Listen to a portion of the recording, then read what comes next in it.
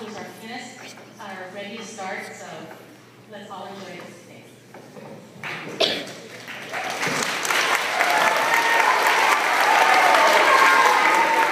So thank you very much, everybody, for showing up this afternoon. Let's give your third grade class a round of applause, please.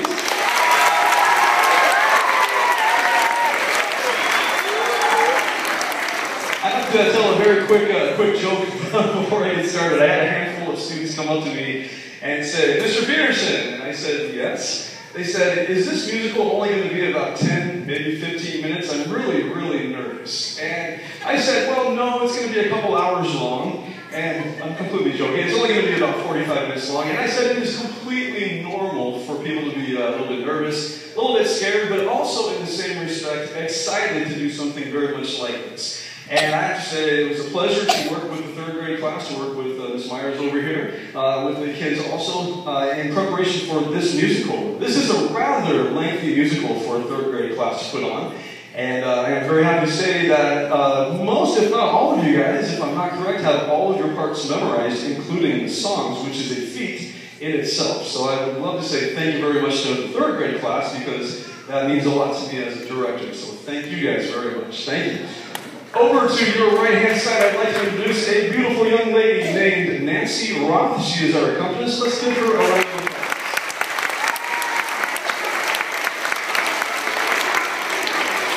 I've known Nancy for a few years now, and she's a wonderful and established and quite accomplished pianist. So we're very fortunate to have her here. All right, sit back, enjoy, and this is your third grade class performing Portland, a musical.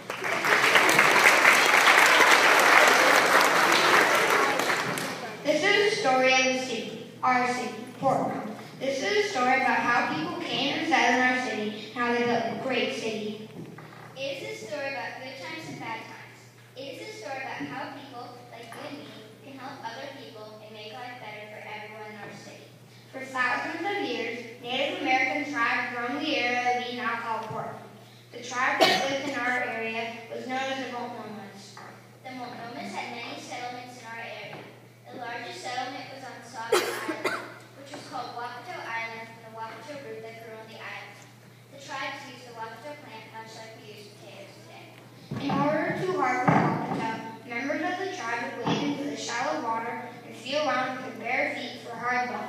When they found one, that was a wapato root. There was also a lookout on Council Crest, very near to where the Kiwi Heights South East today.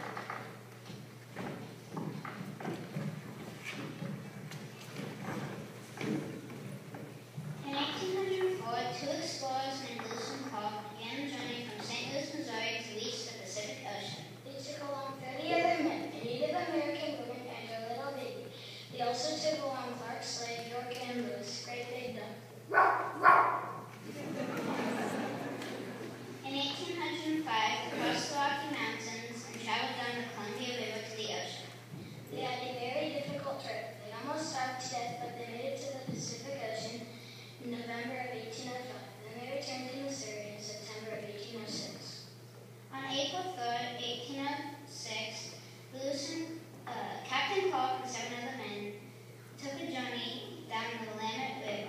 He was the first American to see the area we now call Portland. He stood on the bluff where the University of Portland is today. Oh yeah, I guess I really traveled all that way. Come on. Well, according to history, they did. No way! They had traveled 4,000 miles by walking by canoe. Nobody could do that. Get real. Who's feeling that I can prove it? How? I'll read you something from their journals. They had to write journals too? Yes, the President of the United States, Thomas Jefferson, ordered Lewis and Clark to write every day in their journals. Here's what we wrote when we were close to Portland. November 10, 1805. Playing very hard last night, continues this morning. We are all wet and many other articles too. November 10th, 1805. All wet and cold. Many also wet. Fortunately, the men are healthy. November 14th, 1805. Rain continues all day. All wet. All wet! Okay, I get the picture. I guess they won Portland.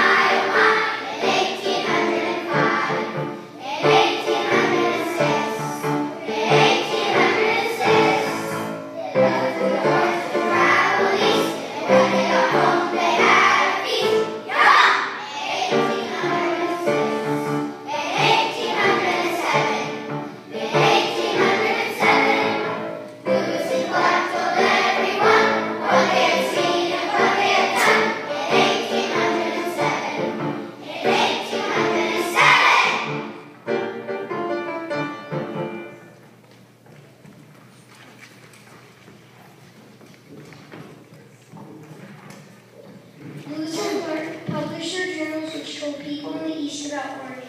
Soon others came and found that the land of the Willamette Valley was some of the best land on earth. And they told other people.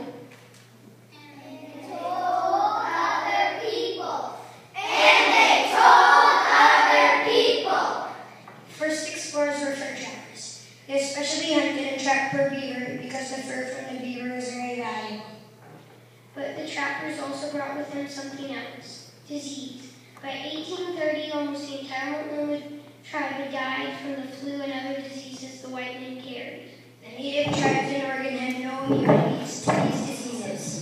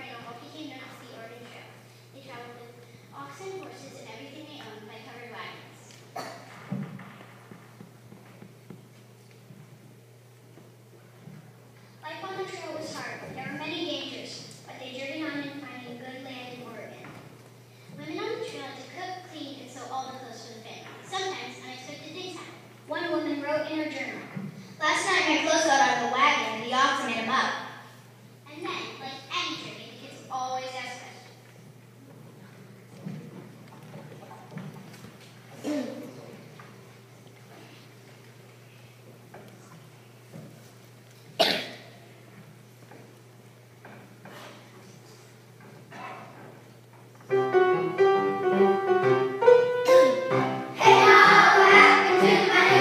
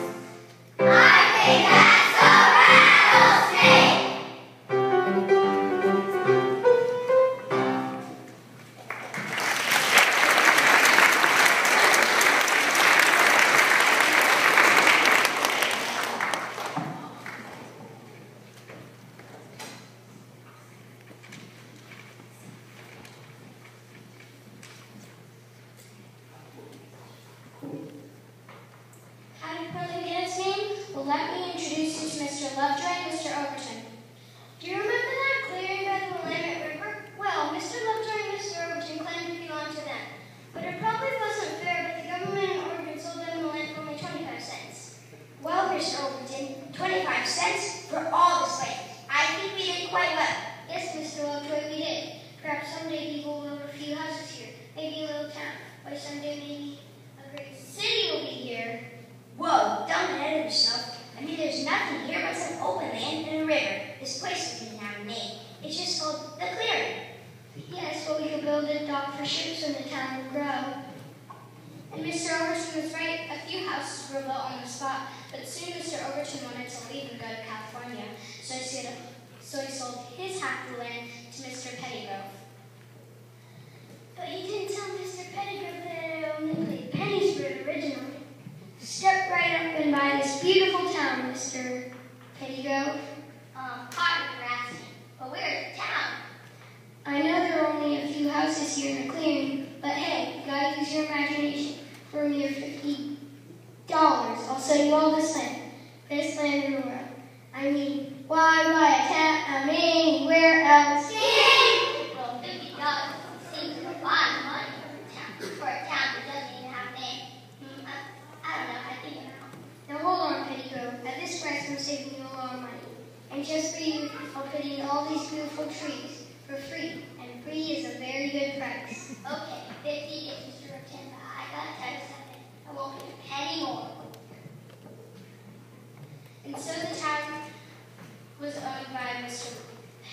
Overton, no, Mr. Lovejoy and Mr. Pettygrove. But it still had one big problem. It didn't have a name. You know, Mr. Lovejoy, the sure is a nice town, but really need a name. Let's see what we could call this place. I know, let's name it after another town. That's what the Pilgrims did when they came to America. They named their towns after towns in England. That's a good idea. Let's see what we could call it. Let's name it Boston after my hometown in Massachusetts. Boston is a great city. We want this to be a great city as well. Mr. Lovejoy, I'm from Maine. We don't think much of Boston, Maine. I suggest we name Portland after a favorite city in Maine. See here, Mr. Pettygrove, I really think that it should love Boston. After all, Boston is a bigger and more important city than your itty-bitty Portland. See, Mr. Lovejoy, Portland, Maine is much more beautiful city than the ugly, stinky Boston. It should call it Boston. That's fine. No, should we call Portland? That's fine. Boston! Portland. Boston! Okay, break it up. You stand over there, you stand over here. Hey, I got it. The other side of the coin. Let's do it. Agree? Okay, flip. Best 2 out of 3. That's fair. Okay, you call it. Heads. Tails. Tails it is. All again. Heads. Tails. All again. No, wait,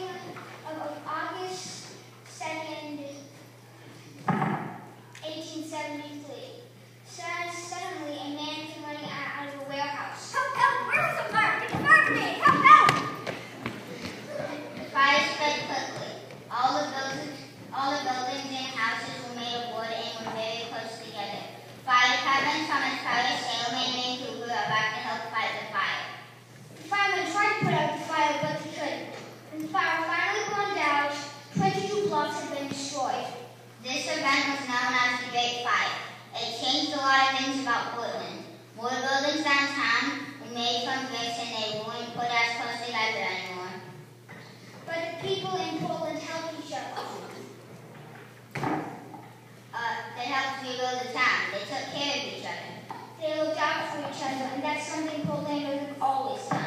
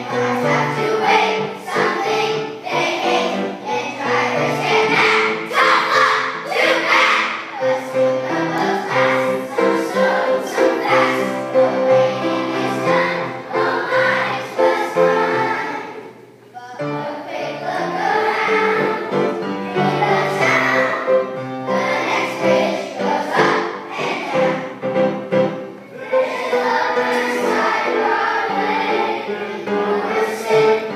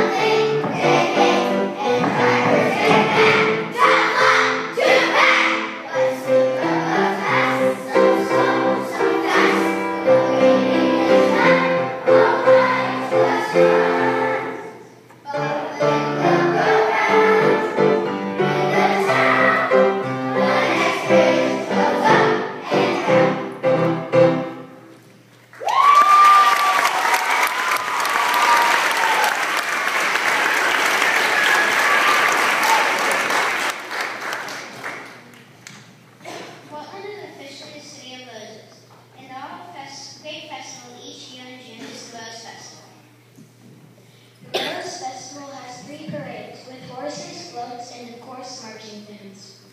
The Rose Festival started in 1907. In 2007, we celebrated the 100th birthday of the Rose Festival.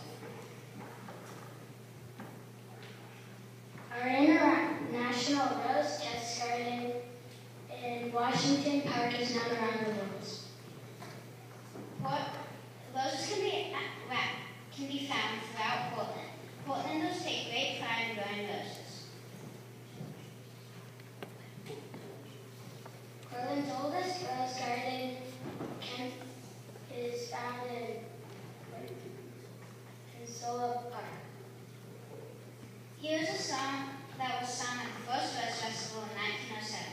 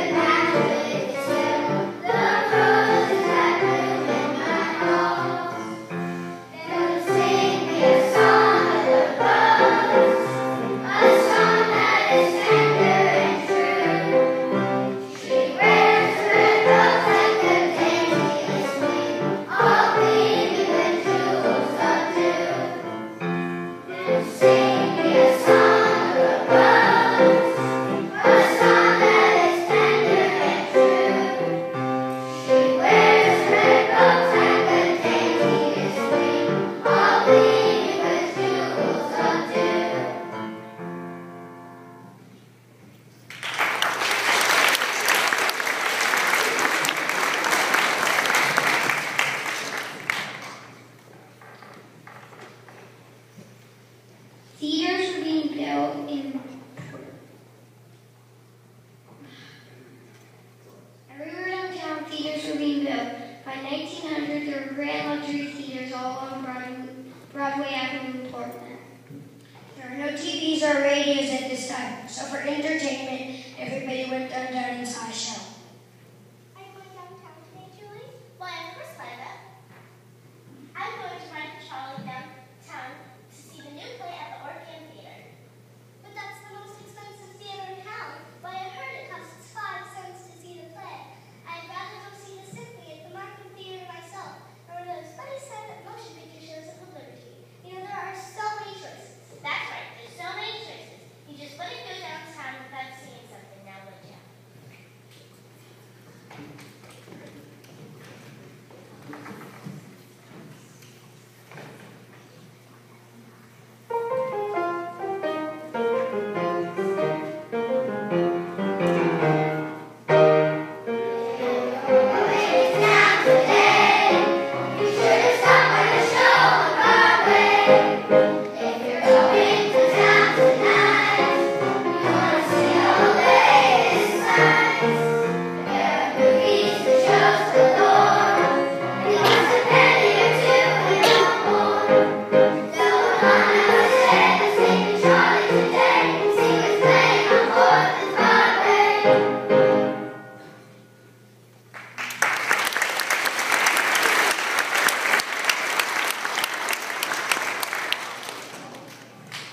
Do you have a brother or sister? Yes. Do you ever fight with your brother or sister? Well, we have a story to tell you about a very famous fight between a brother and a sister in the early 1900s. My brother's name was Harvey Scott. His sister was Abigail Scott, who later married Mr. Denway, so her full name was Abigail Scott Denway. What were they fighting about? They were fighting about women's right to vote, or what was called women's suffrage. In 1852, the Scott family left Illinois by covered wagon and arrived in Oregon 6 months later. Harvey Scott was 14 and his sister Abigail was 19. Harvey Scott was a lawyer and the editor of Henry Paydock's newspaper, The Oregonian, a position he held for nearly 50 years. He published his opinions in the paper, and a lot of people believe what he said. He disliked anything that suggested social progress. For example, he did not think children should go to school beyond elementary school. If they want their children to go to school beyond the age of 12, let them pay. Public schools should not be turned into nurseries of idleness.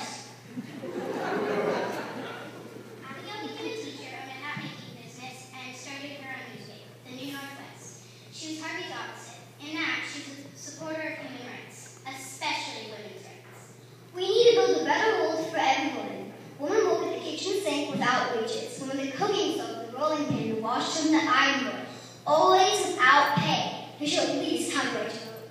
We don't want belligerent females sitting and cluck, cluck, cluck, deciding our fate. Ignoring voters will be dangerous. I always heard the difference between a man and a mule, and the only difference is that a man can change his mind. The only state in the West women still cannot vote. It's high time the man in the state gets the right. But Harvey was as stubborn as a mule. Every time an election was held, he wrote article after article telling the men not to let the women have the right to vote. Women will get the right to vote over my dead body. Then Harvey, my dear brother, I guess I'm just gonna have to live longer than you. And she did! Abigail Scott Denver for 40 years to win the right for women to vote. In 1912, 2 years after Harvey died, the Women's Suffrage Act passed in Oregon. We think that she would have liked this next song.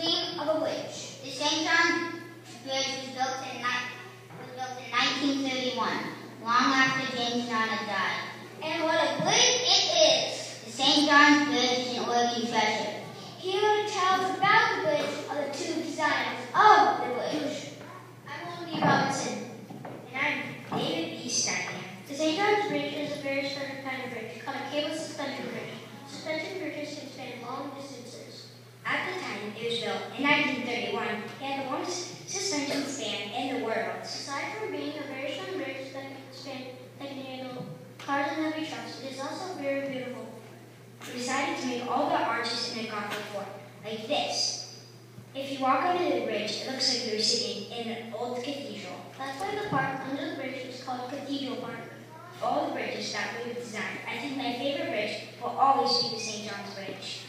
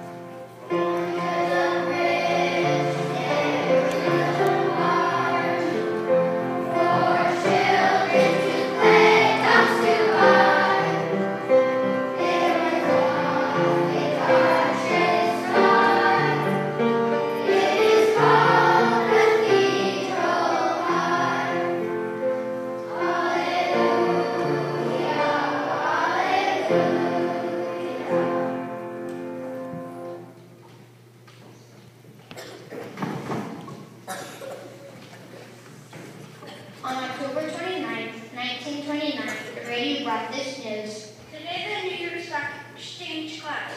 Millions of dollars have been lost. Millions of people are out of work.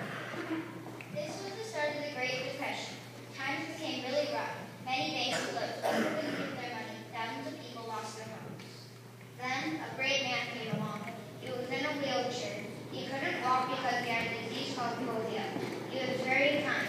His name was Franklin Delano Roosevelt. He said, Let me sit with fancy, the only thing it did fits up. We have a plan to put people back to work, and we're calling our plan the New Deal.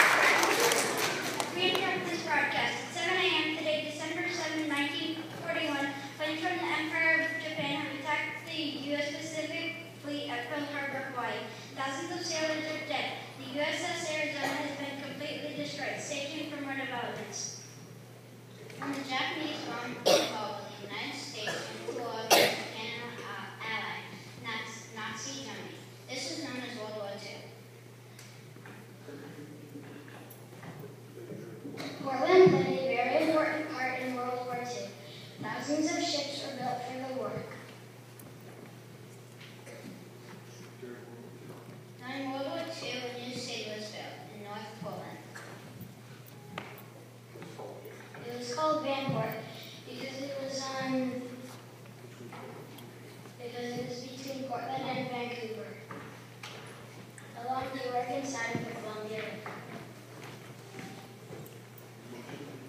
Most of the people who lived in Vanport helped build ships for World War II. These ships were called Liberty ships.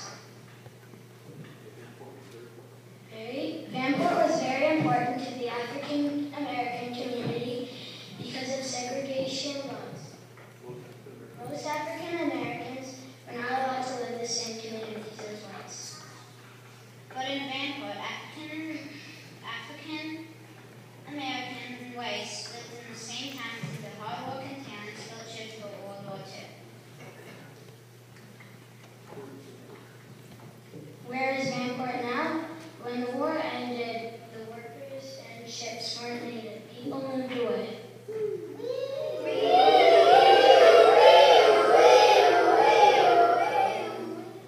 This is an emergency alert. We have just received word that Vanport is flooding.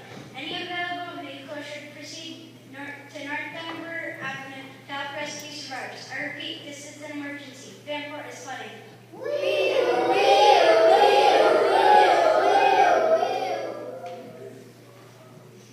In May of 1948, there was a great flood. In only a few hours, the whole town of Vanport was destroyed.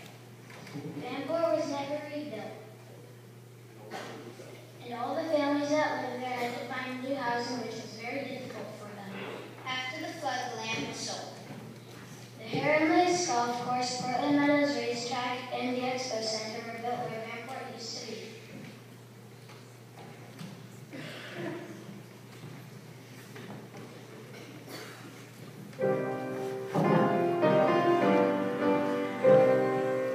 Where did the city go?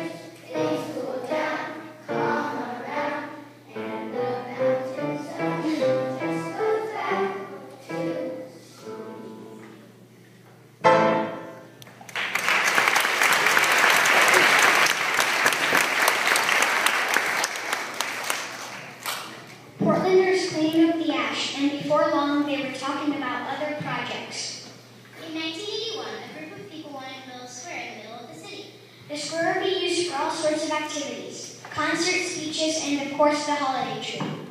It would be known to everyone. It would be kind of like Portland's living room. Except there was one problem. Well, this plan for a square looks great, but how are you going to pay for it? You know all those squares cost money. I have an idea. Everyone who wants to help build the square can buy a brick and all with a person's name on it. Sounds good to me. And that's just what they did. So if you're downtown at Pioneer Courthouse Square, look down and see if you can see all the names on the bricks. Each person whose name is on a brick purchased that brick to help build the square.